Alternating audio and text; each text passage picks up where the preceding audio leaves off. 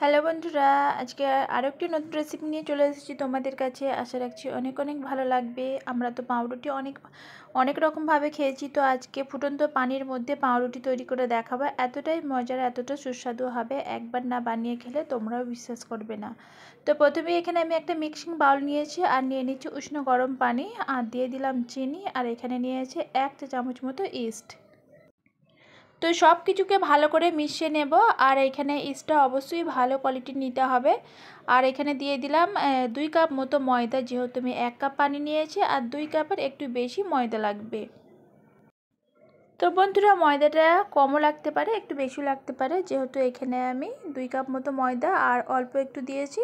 মোট 250 গ্রাম মতো ময়দা লেগেছে 1 কাপ পানিতে। আর এখানে ডোটা দেখো খুব সুন্দরভাবে মাখা হয়ে গেছে। আর ওপর থেকে আমি একটু তেল মাখিয়ে নিয়েছি, দিয়ে এবার তার মধ্যে গায়ে লাগিয়ে দেব, দিয়ে আধা ঘন্টার জন্য আমি রেখে দেব। তাহলেই দেখবে বন্ধুরা খুব সুন্দরভাবে আটাটা ডবল হয়ে গেছে ফুলে।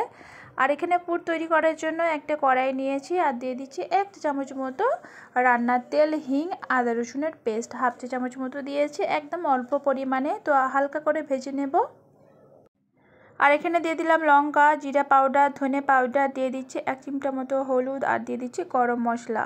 সব কিছুকে 30 সেকেন্ড মতো ভাজা ভাজা করে নেব। তারপরে এখানে সিদ্ধ করে রাখা আলুটাও দিয়ে দেব। পাউরুটি তো অনেকে অনেক রকমভাবে খেয়েছো, তো তবে এইভাবে একবার বানিয়ে খেয়ে দেখবে কতটা মজার আর সুস্বাদু। অনেকটা কিন্তু খেতেও সুন্দর হয়েছিল। আমি নিজে খেয়ে বা বানিয়ে তোমাদেরকে বলছি, তোমরা চাইলে একবার বানাতে পারো। আশা রাখছি খারাপ হবে না। আর এখানে দেখো বন্ধুরা, আলুর পুরটা তৈরি হয়ে গেছে। আর এখানে দেখো বন্ধুরা, আটাটা খুব সুন্দরভাবে ফুলে ডবল হয়ে গেছে। আর দেখো এর মধ্যে কত জালি জালি ভাব এসে গেছে। তো হাতে সময় না থাকলে সেক্ষেত্রে তোমাদের একটা টিপস বলে দিচ্ছি। এইভাবে আটাটা মেখে রৌদ্রের মধ্যে রেখে দেবে, 15 থেকে 20 মিনিটের মধ্যেই দেখবে খুব সুন্দরভাবে জালিদার হয়ে গেছে আর একদম ফুলে ডবল হয়ে গেছে। আর এখানে আটাটা দেখো খুব সুন্দরভাবে আমি আর একবার মেখে নিয়েছি, আর অনেকটাই নরম আছে। তো আমি 4টে ভাগে ভাগ তৈরি করে নেব। তো যেহেতু আমি 4টে পাউরুটি তৈরি করব, আর একটু মোটা করেই করলে তাহলে পাউরুটিগুলো অনেক সুন্দর হবে, সফট হবে, স্পঞ্জ নরম তুলতুলে হবে। আর এইভাবে আমি একটু মাঝখানটা গর্ত মতো করে নিচ্ছি বা বাটির শেপের মতো দিয়ে নিচ্ছি। এবার আলুর পুরটা দিয়ে দেব। অনেকে হয়তো ভাবছে যে ফুটন্ত পানির মধ্যে পাউরুটি তৈরি করলে হয়তো গলে যেতে পারে। না বন্ধুরা, গলেও যাবে না, নরমও হবে না, একদম পারফেক্ট পাউরুটি তৈরি হবে। তো এখানে এই তো আলুর পুরটা দিয়ে মুখটা ঠিক এইভাবে আমি বন্ধ করে দিচ্ছি, আর ওপরটা একটু প্লেন মতো করে দেব। তাহলে কি হবে, যখন আমি ফুটন্ত গরম পানির মধ্যে দেব আর ওপরটা অ্যাপচা খাপচা হয়ে যাবে না। আর প্লেটে রাখার সময় হয়তো বাটার পেপার থাকলে রাখতে পারো, না হলে কিন্তু আটা ছিটিয়ে দিয়ে তার মধ্যে এই আলুর পাউরুটিগুলো রেখে দেব, তাহলে লেগে যাবে না।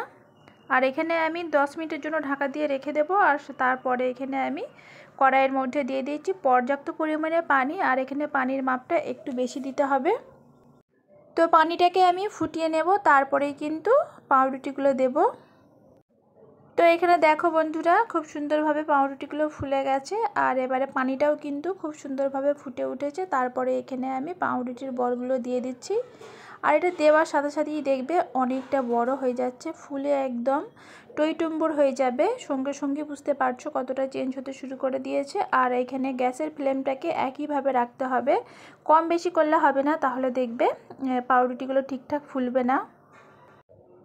তো এখানে আমি একটু নাড়াচাড়া করে নিচ্ছি, তাহলে কি হয়, ওপর অবধি পানিটা উঠে যায় আর পাউরুটিগুলো খুব সুন্দরভাবে সিদ্ধ হয়ে যাবে। ওই যে বন্ধুরা, আমি বললাম তোমাদের যে হয়তো অনেকের প্রশ্ন হতে পারে যে গরম পানির মধ্যে পাউরুটি কিভাবে তৈরি হবে, বা গলে যেতে পারে, নরম হতে পারে। কখনোই দেখবে গলেও যাবে না, নরমও হবে না, একদম পারফেক্ট পাউরুটি তৈরি হবে। তো আমি ঢাকা দিয়ে 5 মিনিট মতো রান্না করে নিয়েছি বা জাল করে নিয়েছি। এক সাইডটা উল্টে দিয়েছিলাম, তো আরও একবার উল্টে নিচ্ছি। আর এখানে দেখেই বুঝতে পারছো পাউরুটিগুলো কতটা ফুলে ডবল হয়ে গেছে, একদম কড়া ভর্তি হয়ে গেছে। তো এখানে প্রায় সিদ্ধ হয়ে গেছে, এবার আমি তুলে নেব। তো তুলে নেবার সাথে সাথেই কিন্তু ছিটতে যাবে না, এখন নরম আছে, একটুখানি পরেই দেখবে টেনে যাবে পানিটা, আর শুকিয়ে গেলেই পাউরুটিটা একদম স্পঞ্জ আর সফট হয়ে যাবে। তো তোমাদের এই রেসিপিটা কেমন লেগেছে অবশ্যই আমি কমেন্টসে জানাবে। ভালো লাগলে লাইক কমেন্ট শেয়ার করো।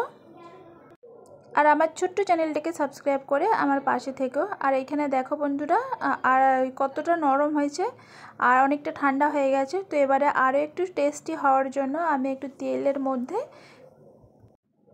সাদা তিল দিয়ে আর পাউরুটিগুলো ভেজে নেব। তোমরা চাইলে ওইভাবেও খেতে পারো। যারা তেলটাকে খেতে পছন্দ করো না তারা এভাবেও খেতে পারো, শুধুই খেয়ে নেওয়া যায়। তো আমি একটু তেলে ভেজে নেব, দেখতেও ভালো লাগবে আর খেতে আর একটু ডবল মানে স্বাদটা বেশি হয়ে যাবে। আর যা অনেকে তেল খেতে পছন্দ করে না তারা কিন্তু এভাবেই খেয়ে নিতে পারো। আর এই দেখো বন্ধুরা কালারটা কত সুন্দর এসেছে। আমি হালকা করে উল্টে পাল্টে ভেজে নিয়েছি, হালকা গোল্ডেন কালার আসলেই আমি তুলে নিয়েছি। বাকি যেগুলো আছে সেগুলোও ভেজে নেব। সত্যি করে বলছি বন্ধুরা, তোমরা বিশ্বাস করবে না, নাস্তাটি অসম্ভব সুন্দর হয়েছিল।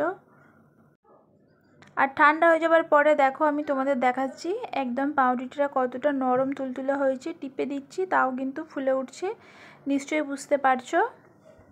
আর ভেতরে আলুর ঠাসা পুর, খেতে কিন্তু ভীষণ মজা হয়েছিল।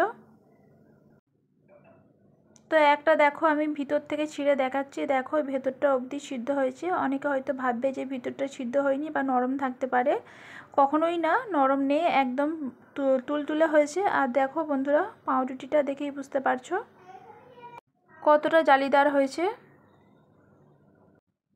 আশা রাখছি তোমাদের ভালো লেগেছে। আর বেশি বড় করব না, সবাই ভালো থেকো, সুস্থ থাকো, টাটা, বাই বাই।